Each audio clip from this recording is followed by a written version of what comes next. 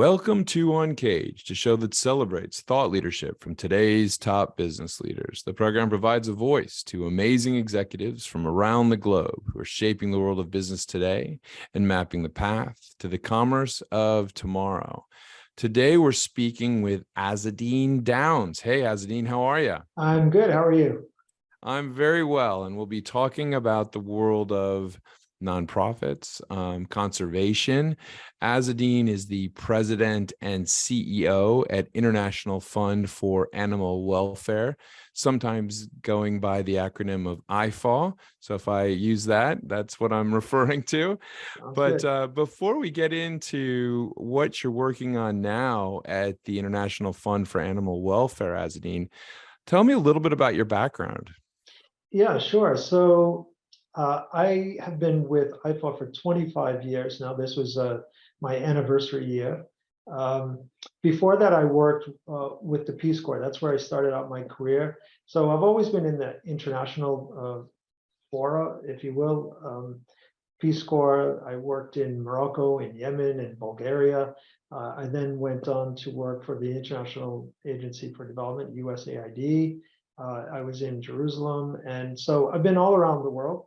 And in 1997, I got the opportunity to join IFAW when it was really just beginning to go through a transition from a founder-led organization to a professionally managed organization, and seen lots of changes and really been proud to lead the transition of the organization. Now, IFAW is an incredibly important operation. My understanding is one of the world's largest, playing in the space of conservation and animal welfare. But tell us a little bit more about what IFAW is right now. Yeah, so the one thing that makes us truly unique is that we have two pillars. The first pillar is rescue of individual animals, and the second is conservation.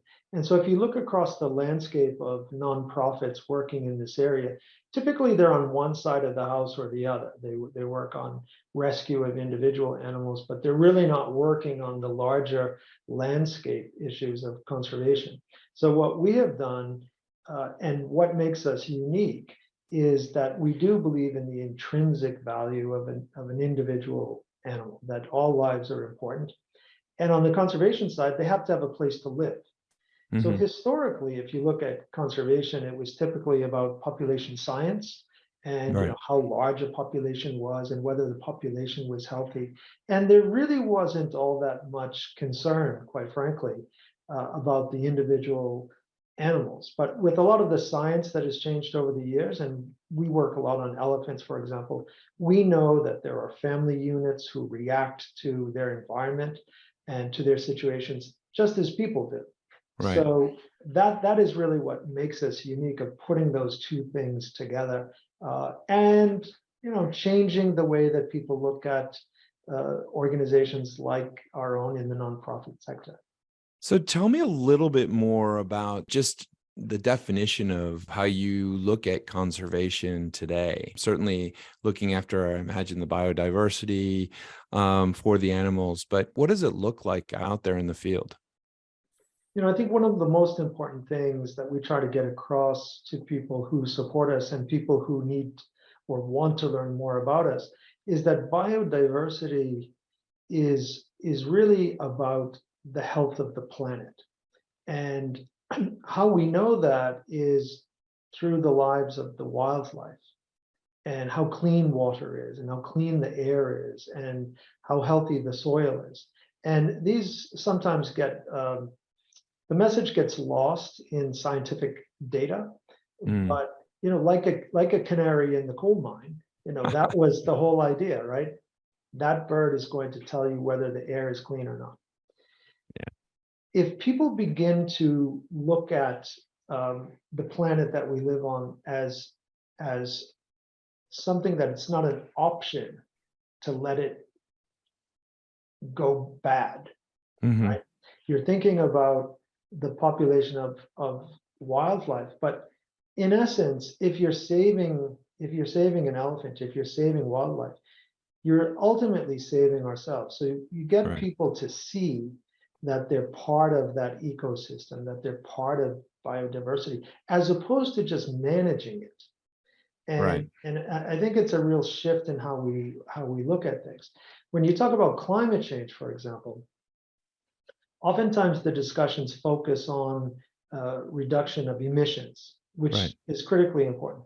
There's very little or no discussion of how biodiversity can actually be part of the mitigation strategies to change climate change. So as opposed to being just a victim of Right. climate change, and people are a victim of climate change, and biodiversity is a victim of climate change.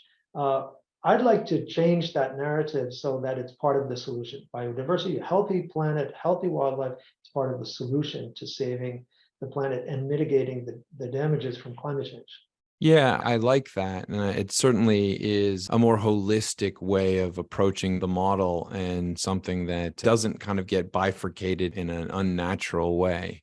But I mean, when you look out right now in the landscape, really, of animal welfare and the areas that you're focused on, what are you seeing out there? What are the key trends right now?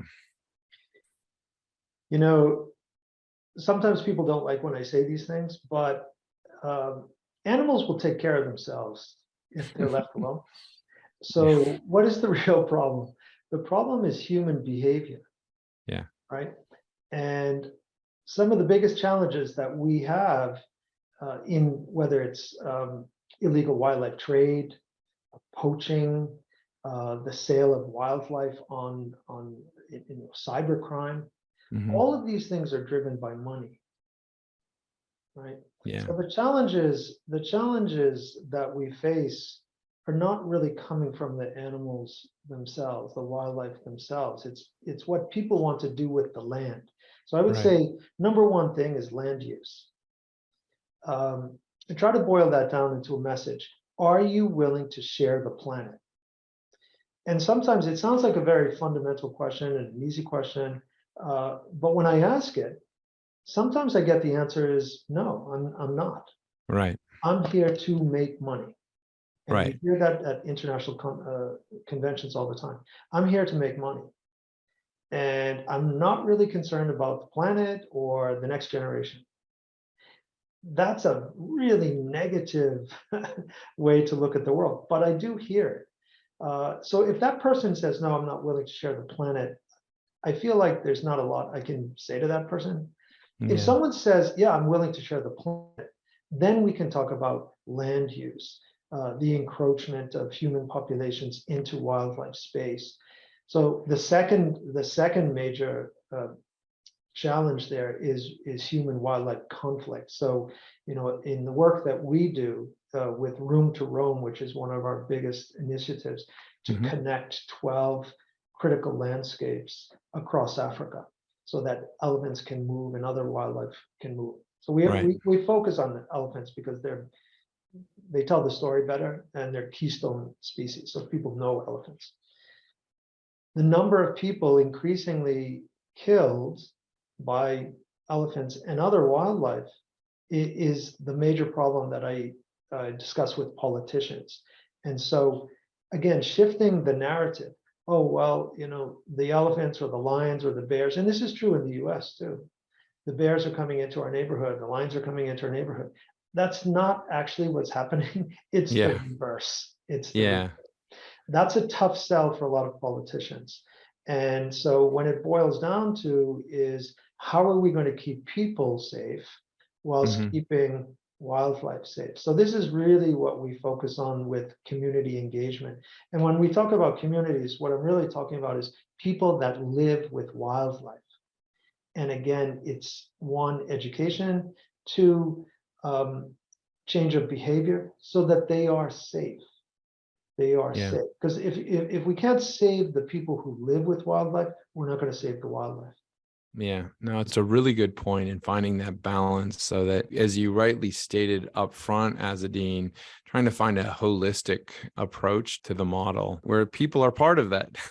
People are going to be part of that ecosystem, right? Absolutely. So completely makes sense. So we've been living through quite an interesting moment for all of us, for humanity, with the pandemic and now a little bit of economic uncertainty, maybe a little bit of war as well. Trying to get a sense here from you. How's that impacted your operations and perhaps offered maybe challenges and maybe even some opportunity? Yeah. It was a huge business challenge. And I think that at the beginning of the pandemic, there was a lot of concern about what would happen to revenue. So, Mm, the business side of what we do is just like any other business, is that you have to have the revenue to save lives. So that's what we focus on. Early on in the pandemic, I did three things. I said to the staff worldwide, I'm going to keep you as safe and as healthy as I possibly can. Secondly, I'm going to keep you employed. This is not an economic downturn. We don't know what's going to happen, but I'm going to do everything I can to keep you employed, because your employment means saving lives. And then thirdly, we're not going to abandon the people on the front line. So the rangers and the rescuers who are actually in the field. The problem with the economics of conservation relies so much on tourism. So mm, to give you an example, some national parks in Africa rely 100% on tourist revenue to right. fund the rangers, to fund the operations, the vehicles, the patrols to stop poaching. They lost all of that revenue. So one of the unexpected outcomes of the pandemic is that I think there's now serious conversations about the economic model of conservation has to change. There Right. has to be a commitment. It can't be a private sector endeavor. It Hmm. has to have governments behind it to make sure that it is successful. The other interesting thing about the lack of tourism also meant that wildlife had more room to roam, right? You don't have the tourists running around. The flip side of that was, it turns out that in some instances, poaching actually increased because there weren't as many people around to keep an eye on poachers. Mm, So whilst the animals in many places were left alone, and we saw all sorts of videos about, you know, wildlife going into towns and yeah. villages around the world, uh, Yeah. and quieter spaces, even for marine mammals going into places where they weren't before. But the flip side of that was a lot of the money that goes into conservation from private donors and tourism was lost. Are you seeing that come back now, Azzedine? Yeah, you know, we were lucky. We were lucky, I think, by reaching out to our donors early on to let them know honestly what was the challenge that we were facing. And the number one was, we were concerned that if we didn't have revenue, um, we wouldn't be able to pay the salaries of rangers and Mm, frontline rescuers. So what we saw was that um, our donor base continued to fund us. And in some cases, we had donors who actually increased their donation because they knew, like everyone else, that there was so much uncertainty. And for us, again, it's donations. So if someone supports us financially and they lose their job as a result of the pandemic, they're not going to be able to fund us. right. And so, we were honest about what it is that we were trying to do, and that we would focus on those three things. And I think the reaction was very, very good for IFAW. It wasn't so good for many other organizations. A lot of nonprofits suffered and many closed down. Yeah, no, I've seen the challenges, and I'm hoping that we see new models up here to make sure that the work continues for a lot of these critical activities, certainly the work that your organization is doing. But let's put on the Nostradamus hat for a second, Azzedine. Here we are in 2023, looking at a new year with a new set of challenges, as we all see. What are you excited about? What are you seeing on the horizon? There's hope. There is hope. And a good friend of mine, Jane Goodall, she focuses on hope. She's got a book out about hope. Don't give up hope. And I really believe in this. So you Mhm. look at all of the information that comes out about the demise of the planet, whether it's all of the storms that we see, the weather patterns changing, the number of species that have been lost. But one thing that we did learn in the pandemic is that nature will bounce back. Yeah. And I think that we have good examples of that. So, the message that I really want to give to people about looking into the future, and especially for young people, don't get overwhelmed by the negativity that you might see in the media. The media does focus on the most dramatic news all the time, right? If it bleeds, it leads. But do more research, reach out. We have a lot of information on our website, IFAW.org, to give you hope that there are things that you can do. And what motivates me personally is I just refuse to accept that I'm going to be the manager of the demise of the planet. Yeah. The tipping point, there's books out there, the tipping point. Whether or not we're at the tipping point for climate change, there are things that we can do. Do Mhm. not give up hope. I love that. And I think that if them reaching out to your organization, they can learn a little bit more, that might be a first step to embrace that idea of hope here. Azzedine, it's been amazing talking to you today. Thank If you. someone wanted to learn more about what you and the International Fund for Animal Welfare are doing, where's the best place to reach you? Yeah, really, we have a great website. I think it's ifaw.org, ifaw.org. And there's tons of information there. There's tons of content. We have social media platforms on Instagram, and you just see great animals doing their thing out there. And they're very informative, and find a way to support what we're doing. I love it. Well, thank you so much for being on Uncaged today. We've been speaking with Azzedine Downes. He's the president and CEO at International Fund for Animal Welfare, also known as IFAW. IFAW works to involve communities in addressing problems in conservation and animal welfare through their 15 offices and projects in over 40 countries. Azzedine, thanks so much again for being on Uncaged. We look forward to talking to you again. Thanks so much. Cheers. Cheers then.